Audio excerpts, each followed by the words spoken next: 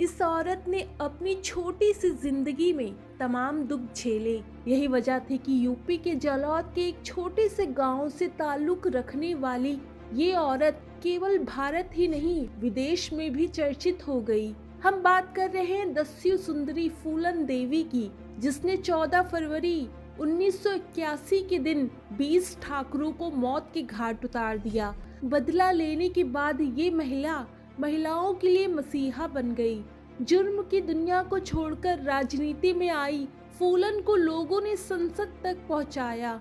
फूलन देवी का जन्म उत्तर प्रदेश के जालौन के पास बने एक छोटे से गांव पुरवा में 10 अगस्त 1963 को हुआ था। इसी गांव से उसकी कहानी की शुरुआत होती है, जहां वो अपने माँ बाप और बहनों के साथ रहती थी। कानपुर के पास स्थित इस गांव में फूलन के परिवार को मल्लाह होने के चलते ऊंची जातियों के लोग हीन दृष्टि से देखते थे। इनके साथ गुलामों जैसा बर्ताव किया जाता था। फूलन के पिता की सारी जमीन उनके सगे भाई ने झगड़ा करके जबरन पैनामा बनाकर छीन ली थी।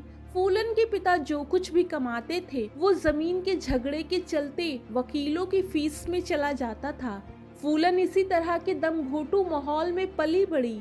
उसके अंदर बदले की आग जलने लगी। आग की इस जलन को सुलगाने में उसकी माँ ने भी आग में घी का काम किया। जब फूलन 11 साल की थी तो उसके चचेरे भाई मायादीन ने उसको गांव से बाहर निकालने के लिए उसकी शादी पुत्ती लाल नाम के एक बूढ़े आदमी से करवा दी गई। फूलन के पति ने शादी के तुरंत बाद ही उसका रेप किया और उसे प्रताड़ित करने लगा। परेशान होकर फूलन पति का घर छोड़कर वापस माँ बाप के पास जाकर रहने लगी। गांव में ही फूलन ने अपने परिवार के साथ मजदूरी करना शुरू कर दिया।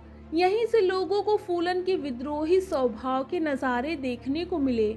उस समय फूलन 15 साल की ही थी जब कुछ दबंगों ने घर में ही उसके माँ बाप के सामने उसका गैंग रेप किया और अप्राकृतिक सेक्स किया। इसके बावजूद फूलन के तेवर कमजोर नहीं पड़े। इसके बाद गांव के ही कुछ दबंगों ने एक दस्यु गैंग को कहकर फूलन का अपहरण करवा दिया। बस यहीं से शुरू होता है फूलन के डकैत बनने की कहानी का सफर। और उसने 14 फरवरी 1981 को बेहमई गांव में 20 ठाकुरों को लाइन में खड़ा करके गोली मार दी। इस घटना के बाद फूलन देवी का नाम बच्चों की जुबान पर भी छा गया। फूलन देवी का कहना था कि उन्होंने ये हत्याएं रेप का बदला लेने के लिए की थी। चंबल के बीहड़ों में पुलिस और ठाकुरों से बचते बचते शायद वो थक गई थी, इसीलिए उन्होंने हथियार डालने का मन बना लिया। 1994 में जेल से रिहा होने के बाद वो 1996 में सांसद चुनी गई। समाजवादी पार्टी ने जब उन्हें लोकसभा का चुनाव लड़ने के लिए टिकट दिया तो काफी हल्ला हुआ कि एक डाकू को संसद में पहुंचाने का रास्ता दिखाया जा रहा है।